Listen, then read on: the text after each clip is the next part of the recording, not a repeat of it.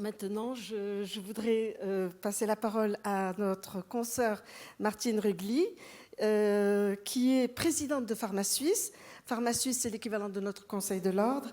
Et nous lui avons demandé de mettre l'accent sur la communication institutionnelle, comment, selon les interactions qu'il peut y avoir, comment fédérer donc, la communication auprès des pharmaciens, positionner la profession dans le système de santé en Suisse et comment développer des plaidoyers. Je vous passe la parole donc, pour cette présentation extrêmement exhaustive et que je salue l'effort que vous avez fait pour répondre à nos questionnements. Merci beaucoup Nadia, merci de l'invitation. Je suis aussi très honorée d'être là aujourd'hui et de partager avec vous ce que nous essayons de faire au niveau institutionnel sur la communication. On doit encore s'améliorer, je le sais, on essaye, on fait des étapes aussi pour avancer dans ce sens. 2 mots sur la Suisse, un tout petit pays au milieu de l'Europe, avec des spécificités très spéciales aussi au niveau de l'Europe. Pourquoi ? Parce qu'en Suisse, on a 3 régions linguistiques, donc 3 langues officielles, une 4e encore, mais qui est très peu utilisée, et puis qui est aussi couplée avec de la dispensation médicale, donc des médecins qui ont une propharmacie et donc qui donnent eux-mêmes les médicaments. Et vous voyez, la Suisse, elle est vraiment coupée. En orange, c'est le système traditionnel où la remise des médicaments se fait à l'officine. Dans la zone violette, vous avez toute la partie où c'est le médecin qui donne les médicaments. Donc, les gens ne vont pas à la pharmacie, vont chez leur médecin pour tous les traitements qui sont prescrits. Et puis, en jaune, vous avez 2 régions où on a les 2 systèmes qui se côtoient. Et vous voyez qu'il y a une influence massive sur le nombre de pharmacies par 100 000 habitants. On est à 5 seulement pharmacies pour 100 000 habitants dans les régions où la dispensation médicale est massive, alors qu'on est en moyenne à 35 en Europe. Donc, une influence notable de nos systèmes de soins sur la pharmacie qui fait que la communication est extrêmement importante parce que si vous voulez survivre comme pharmacien, lorsque vous habitez dans les régions où il y a cette propharmacie, vous devez être extrêmement fort dans la communication pour que les gens vous connaissent et viennent chez vous. Donc ça demande énormément de travail. Alors aussi un beau pays, je ne peux même pas résister à vous montrer 1 ou 2 photos de notre pays que je vous conseille une fois de visiter si vous avez l'occasion. Alors, PharmaSuisse, c'est l'association fêtière des pharmaciens. On a à peu près 7000 membres individuels qui sont des pharmaciens d'officine, des hôpitaux, de l'industrie, de l'administration. On a en Suisse à peu près 1800 pharmacies, dont 1500 sont membres chez nous. Et nous travaillons beaucoup avec les sociétés affiliées à membres collectifs. Ça peut être des groupements, ça peut être des chaînes, ça peut être justement des sociétés de disciplines qui sont membres aussi de PharmaSuisse. Et PharmaSuisse essaye donc de justement accompagner les pharmacies, que ce soit d'officine, que ce soit d'hôpital, pour justement se positionner et prendre leur plein potentiel dans le système de soins suisse. Notre objectif, il est clair, on en a beaucoup parlé pendant ces 2 jours et je vois que la tendance est bien sûr mondiale, c'est de passer d'un détaillant spécialisé qui remettait les médicaments à vraiment un prestataire de soins de base qui est reconnu et qui est intégré dans le système de santé publique. Vous en avez parlé juste avant, M. Sarkozy, justement, l'importance de cette interprofessionnalité que nous essayons maintenant d'intensifier. C'était difficile parce que là, on est un peu en concurrence sur le médicament en Suisse, comme je vous ai expliqué avec cette propharmacie. Et donc, les médecins connaissent très peu quels sont les apports que peuvent apporter le pharmacien dans le système de santé. On a peut-être une chance actuellement. Pourquoi ? Parce qu'on en a parlé aussi, il y a des déserts médicaux partout, on manque de médecins généralistes. On a des défis qui explosent au niveau des soins primaires, puisque la population vieillit et donc plus besoin. On a un manque de personnel, que ce soit au niveau médical, comme je le disais, mais aussi pharmaceutique, qui fait qu'on doit répartir les défis du système de soins sur plus d'acteurs, et le pharmacien a vraiment son rôle à jouer. Alors, je vous ai fait une petite schéma des étapes clés de l'évolution. On a parlé 2 ou 3 fois des changements de loi, des différentes prestations documentées, et je pense que c'est extrêmement important dans la communication combien cela est important et nécessaire pour avoir ces changements légaux. Vous voyez, en 1930 jusqu'en 1960, le pharmacien, qu'est-ce qu'il faisait? Il produisait, il fabriquait. Tout d'un coup, on passe à une fabrication industrielle et le pharmacien se réinvente avec tout d'un coup la distribution, distributeur du médicament. Ça a bien fonctionné, hein. On avait des revenus qui étaient liés à la marge, donc plus le médicament venait cher, plus vous gagnez, une très bonne augmentation. C'était les années d'or, hein, l'âge d'or de la pharmacie. Ça a bien fonctionné et tout d'un coup, qu'est-ce qui s'est passé? Boum, les coûts de la santé explosent. On pointe le pharmacien en disant « dis donc, plus les médicaments sont chers, plus ils gagnent ». Ça ne fait absolument aucun sens. Et donc, vous devez faire attention et changer votre business model. C'est ce qui a été fait, justement, au niveau de la société faîtière, de passer en 2001 à une rémunération basée sur la prestation. Vous avez une marge sur le produit beaucoup plus basse, mais une rémunération qui commence sur la prestation. Entre 2001 et 2018, on a fait plusieurs prestations, on a préparé des nouvelles prestations du pharmacien, dont une qui a été très importante, la vaccination. Et la vaccination nous a permis d'avoir un changement légal majeur au niveau de la loi sur les professions médicales.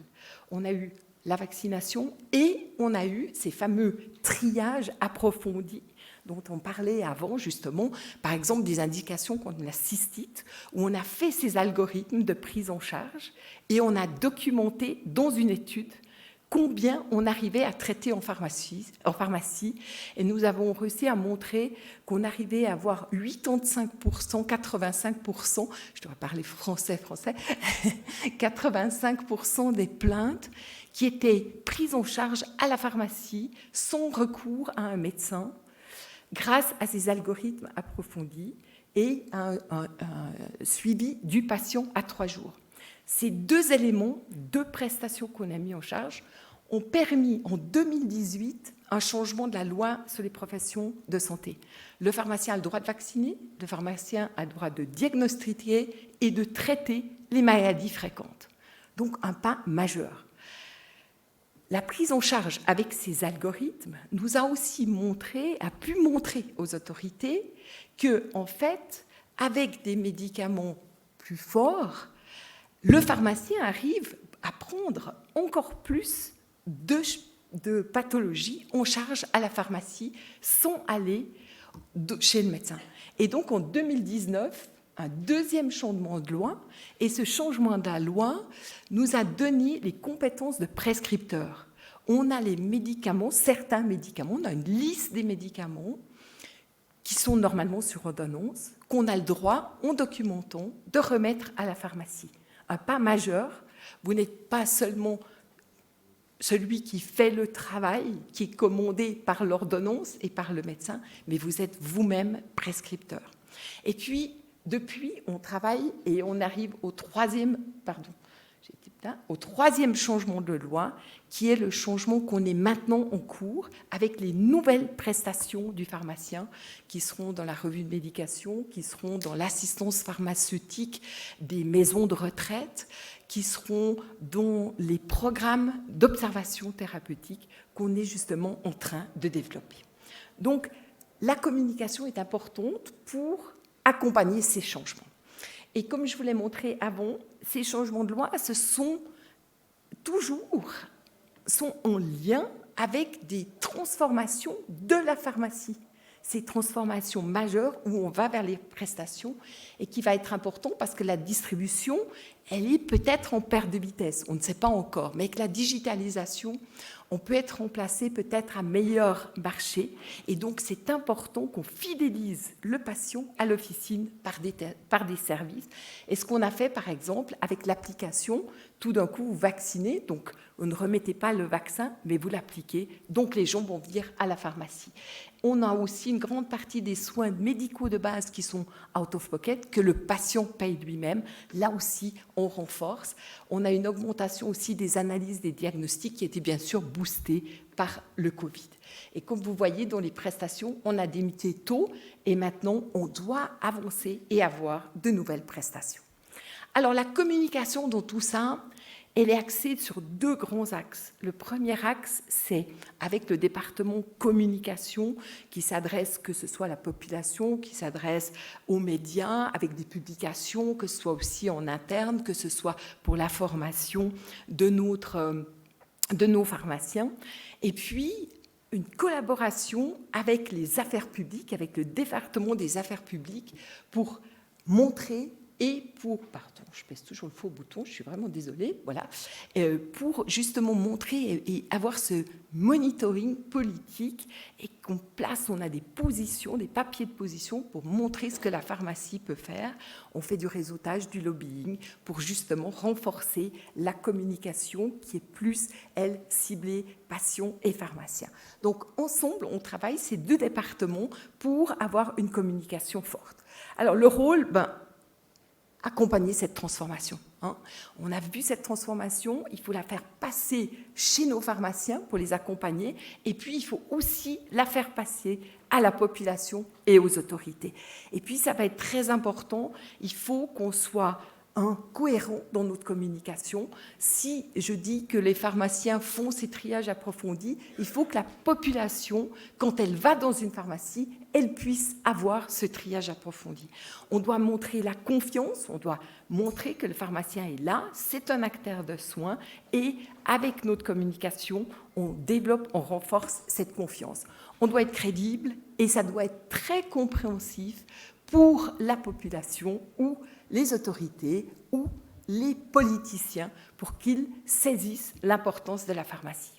Alors, il y a beaucoup de publics qui sont concernés par la communication.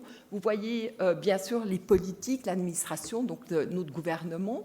Il y a aussi toutes les associations qui sont actives dans le domaine de la santé. Il y a les assurances maladie, les payeurs. Il faut aussi avoir de la rémunération pour ce qu'on fait comme travail. Et vous l'avez dit, M. Sarkozy, on a là encore du travail aussi en Suisse pour que nos prestations soient rémunérées.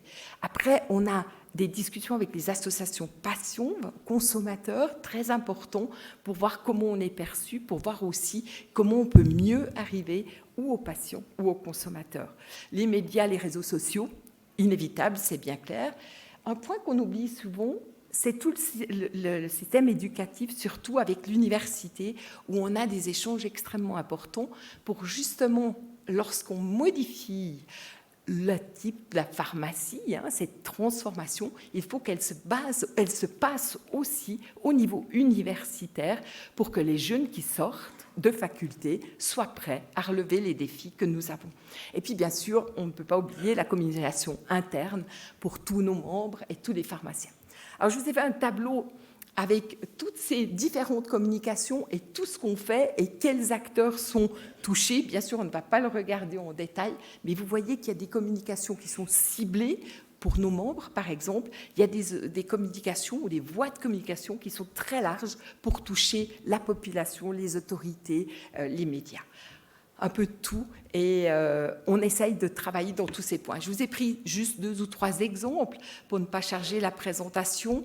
Par exemple, les communications par rapport aux pharmacies suisses. Alors, on a un journal, vous en avez sûrement un aussi, qui sort chez nous une fois par mois, où on a fait des rubriques très claires, avec des focus, où on a des choses importantes qu'on doit faire passer, avec des messages clairs, assez concis, mais qui sont répétés plusieurs fois. On a la partie politique, économie, les prestations. Chaque mois, on parle des prestations, nouvelles prestations, accompagnement du pharmacien pour ces prestations. des articles pour la formation, pour renforcer les compétences, et puis bien sûr les messages de la fêtière et les actualités. Donc ça, c'est notre journal qu'on a mensuellement. On a un petit livre très pratique, fait et chiffres, qui montre en fait tout ce qui touche la pharmacie, quels sont les coûts, combien on emploie de personnes, combien on a de contacts patients.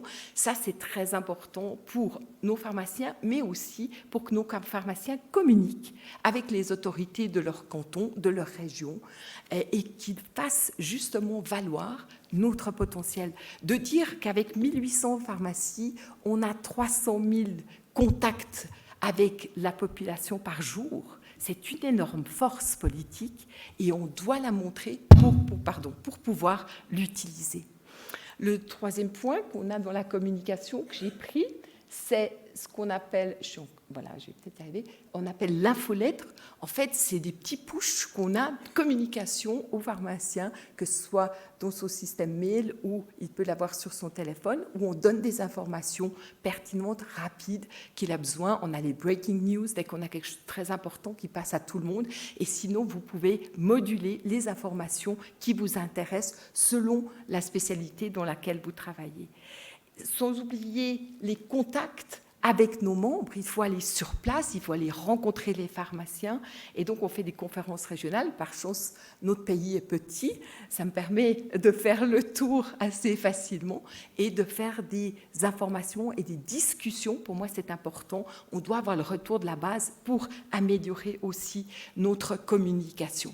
Et puis, le dernier point, on en a parlé, c'est justement les fameux développements d'algorithmes et les soutiens à l'implémentation. Typiquement, je vous ai dit qu'on est devenu pharmacien prescripteur. Pour y arriver, il faut des formations avec les algorithmes, il faut savoir comment documenter.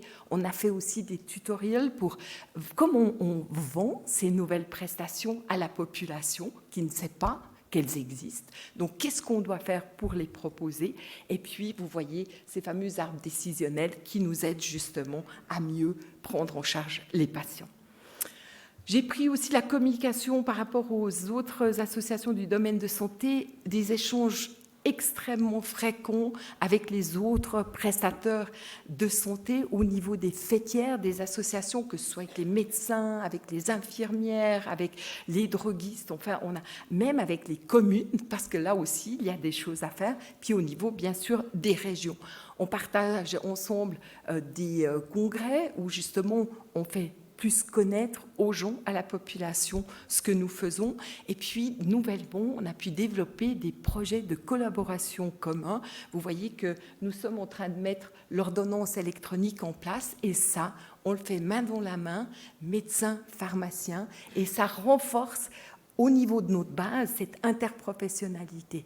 Très important, la perception, comme je vous disais, on n'a pas toujours une bonne collaboration médecin-pharmacien, faire un projet commun entre les fêtières, on communique ensemble, les articles se font conjointement à l'association de pharmaciens et l'association de médecins, ça renforce cette perception au niveau aussi de la population de montrer qu'on veut travailler ensemble pour réformer et améliorer le système de santé. Et puis on travaille aussi ensemble sur la digitalisation pour bien positionner les prestataires de soins. Voilà, pour vous donner quelques petits exemples. Et ensemble, on collabore sur des projets de santé. Par exemple, vous voyez ici la lutte contre la résistance aux antibiotiques, la surveillance de la consommation des opiacés et la sécurité d'approvisionnement. Actuellement, un immense défi avec une task force où on est médecins, pharmaciens, autorités, tous ensemble pour voir comment, et les industries bien sûr, pour voir comment on peut pallier au manque de médicaments que nous avions actuellement. Les échanges internationaux, c'est une chance. Aujourd'hui, je suis là et je profite de vous tous qui êtes là, des échanges que nous avons avec les différentes personnes présentes pour s'améliorer, pour développer des projets aussi différents en Suisse, pour apprendre de vous, par exemple, ce qu'on va pouvoir faire pour documenter. Et j'ai pris 2 exemples que je trouvais significatifs. Vous voyez, nous avons développé ces algorithmes pour aider donc la prise en charge en pharmacie. Et qu'est-ce que nous avons fait? Nous avons partagé cette expérience suisse avec d'autres et ensemble, avec Pharmasystème Qualité, nous avons pu faire le développement de ce projet en France et un projet OSIS qui marche extrêmement bien. Maintenant, il est impliqué dans une région, c'est la région Bretagne, mais avec beaucoup de succès. Donc là, c'était vraiment un échange parce qu'ils ont vu ce qu'on avait fait en Suisse, ils l'ont fait en Bretagne et a été très bien implémenté. Nous aussi, on a profité, on a échangé beaucoup avec les Anglais qui étaient les premiers à avoir ce New Medicine Service de soutien des patients qui débutent un traitement chronique. Et chez nous, ça s'appelle MyCare Start et ça débute dans les pharmacies cette année en projet pilote. Et on va implémenter d'ici à la fin d'année dans les pharmacies suisses. Donc c'est un échange là, dans des congrès, au sein de la FIP, c'est extrêmement important parce que c'est là où on se voit, on échange, on discute. Et c'est une chance pour tout le monde lorsqu'on peut apprendre les uns des autres. Je parlais de l'université, 2 mots, l'université. Notre ex-président, qui est devenu président de la FIP, Dominique Jordan, a eu l'intelligence de dire si on veut développer les services en pharmacie, il faut aussi qu'à l'université, on ait des chaires de pharmacie pratique. Et la Société suisse des pharmaciens a investi une partie de la fortune qu'elle avait justement pour lancer ces chaires de pharmacie pratique et avoir un financement sur les 5 premières années pour les établir, pour qu'ensuite ce soit repris par le processus universitaire. Et ça a fonctionné.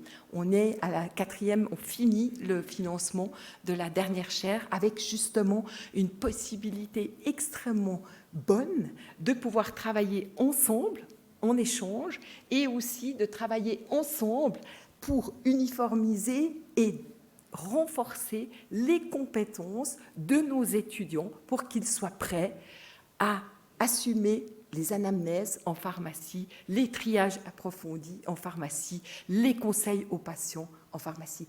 Donc il y a un changement de la formation de base grâce à ces échanges que nous avons de ce qui a été développé et ce qui est nécessaire au niveau de la population et du système de santé et ce à quoi nos jeunes doivent être formés.